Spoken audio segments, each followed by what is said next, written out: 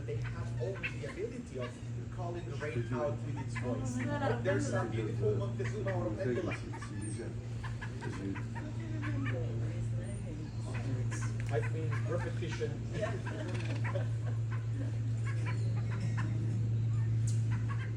Look at that, that's one of my favorite ones, the golden hooded tanager. It seems to be wearing a golden helmet. They are.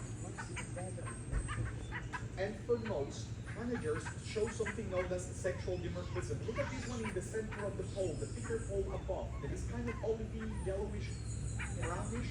That is the female of the black and red that we see everywhere. The intention and the reason, of course, is that females that have a much more humble color can blend better with the surroundings and thus protect better both the chicks and the eggs when they're nesting. It is known that the males are not really worried about that, they do not really take care of it. When sexual dimorphism, which is this characteristic of having both sexes so radically different, happens, it is considered that normally the female is the only one that guards the eggs and chicks. The male is just interested in looking for as many females as he can reproduce with. The problem for males is that as they are flush there, they're more easily spotted, they can become target predators more easily as well. There's another one, saltator on the right. The very, very right, it's got a greenish back, you see that? That's a saltator. And if you look up in the very curvy, long branch, there's on the right, a woodpecker, a Hoffman's woodpecker, and to the left there was a Baltimore oriole female. You have another woodpecker here, that is the black-cheeked woodpecker. It's got black cheeks on its sides of the face.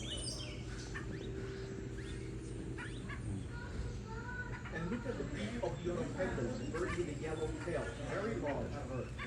It's used for webbing. They build these huge sacs in their nests. That buff-throated saltator is the saltator with the greenish back we saw before. Oh, and that orange one is the Baltimore oriole, a temporary visitor. Yeah, it's beautiful. That's the one thing that's right now. You can see this is the female of the red-legged woodpecker, and above you have the male. Sure. You want to push the button? What button? To take the picture. This button? This big white button in the middle. You see, there's the black and red that has this kind of grayish-bluish beak. That's the Passerini's tanager.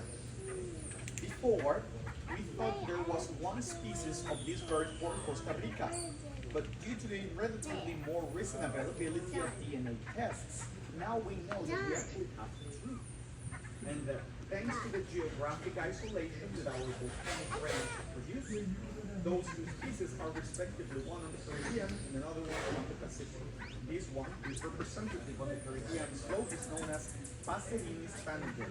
When we take you to Manuel Antonio, when you walk around the grounds of the hotel, if you see another one like this one, black and red, it is the cherry tanager.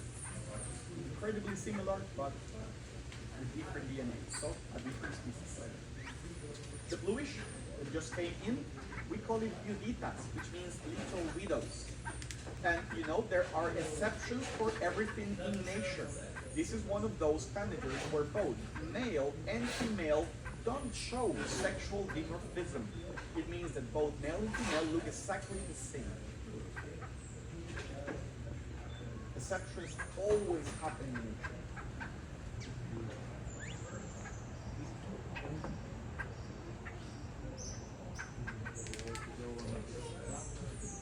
We are going to do that, yes, eventually. We're just beginning with the platform here because there are so many birds coming. And this is the only segment where we are to see this enormous conglomeration of birds. Birds will be a lot more scarce once we get to the trail.